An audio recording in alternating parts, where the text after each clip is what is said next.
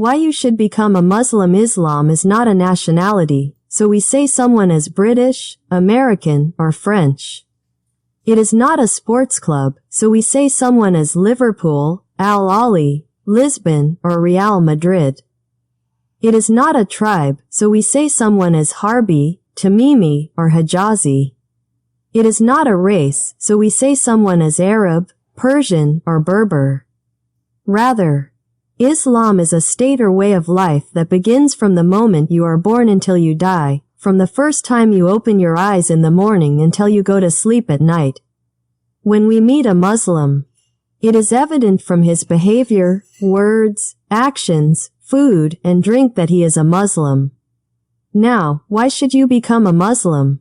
Because Islam is a way of life. The Almighty Creator chose it for all humankind so that it is the ideal, good, and only path acceptable to God Almighty. Islam is the submission of our behavior, words, and actions to the Almighty Creator. He is the creator and manager of the universe alone. The universe in its workings and its course for thousands of years is managed in a unique, wonderful, precise manner, without any defect even by an amount smaller than an atom or finer than a hair. From this truth, we know that the universe is managed, organized, and created by only one Creator. The great, the wise, the all-knowing. There is no creator and manager of the universe except one Creator, the great, the wise, the all-knowing, and the all-powerful.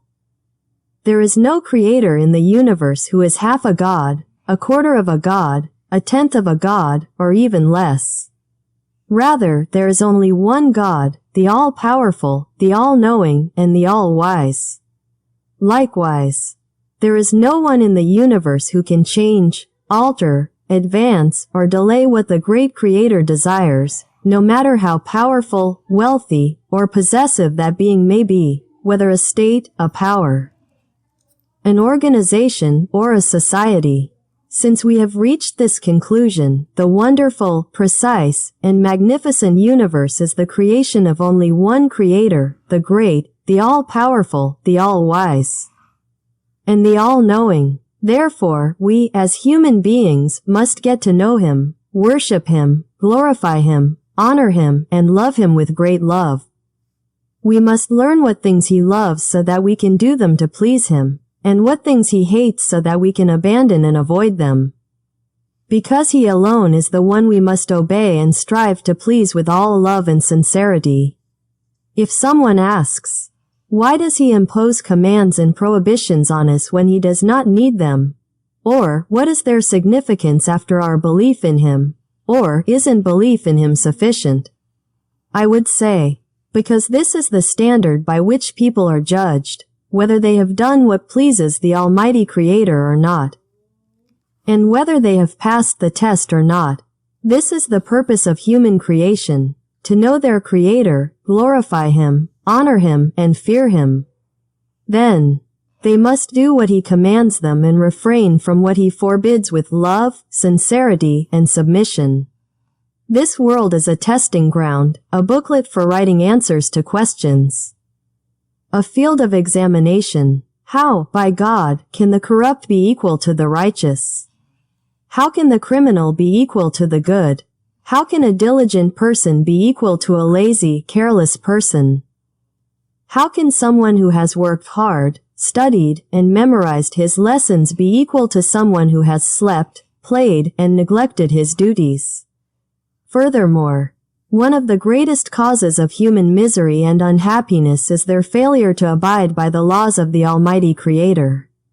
Just as a fish dies when it is taken out of water, humans have become miserable, wretched, and exhausted when they fail to abide by the laws of the Almighty Creator, opposing or fighting them, imposing commands to be implemented and clarifying prohibitions to be avoided is, in reality, the law of the Almighty Creator, who, just as He perfected and created the universe, has also perfected and created the laws He has imposed on His creation.